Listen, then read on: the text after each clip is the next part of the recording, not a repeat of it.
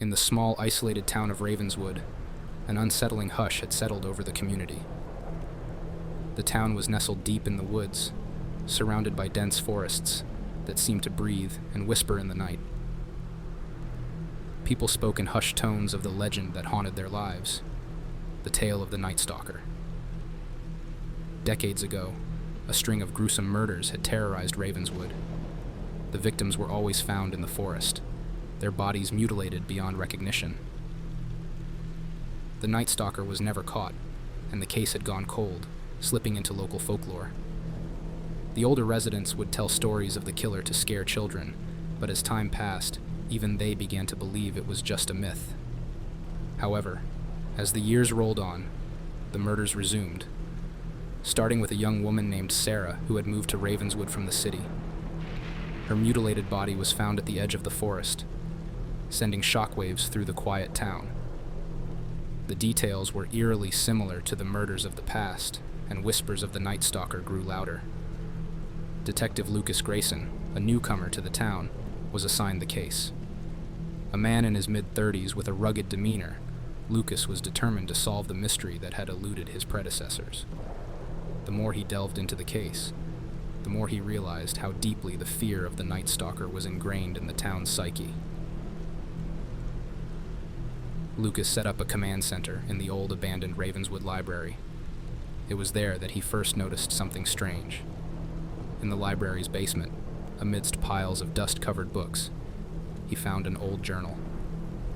The journal belonged to Thomas Hargrove, a reclusive man who had lived in Ravenswood during the original string of murders. His last entry was a chilling account of being followed by an unseen presence, someone he believed to be the Night Stalker.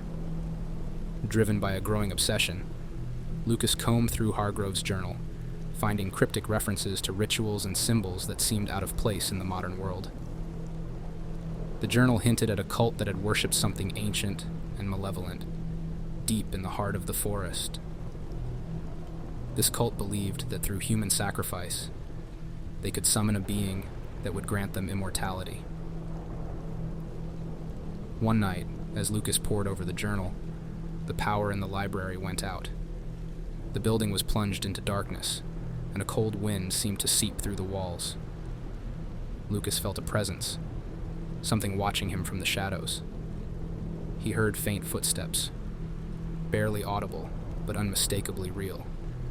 Drawing his gun, he moved cautiously through the darkened library, his flashlight beam cutting through the oppressive blackness.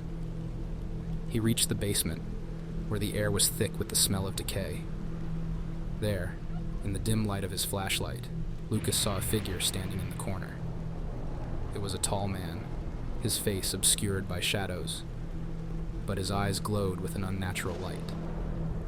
The man stepped forward, revealing a knife in his hand, its blade slick with blood. "I've been waiting for you, detective," the man said, his voice a rasping whisper. "You're the last piece of the puzzle." Lucas tried to raise his gun, but his body felt heavy, as if an unseen force was holding him back. The man moved closer, his features becoming clearer. It was then that Lucas recognized him from the old photographs he had found in the journal. This was Thomas Hargrove, unchanged after all these years. "The Night Stalker is real," Hargrove whispered, his face a mask of madness. "And now, you will join us."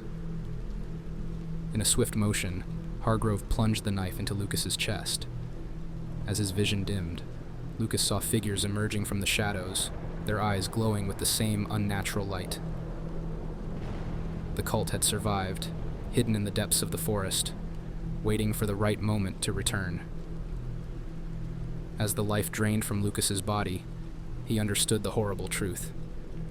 The Night Stalker wasn't a single person, but a legacy passed down through generations, bound by a blood pact.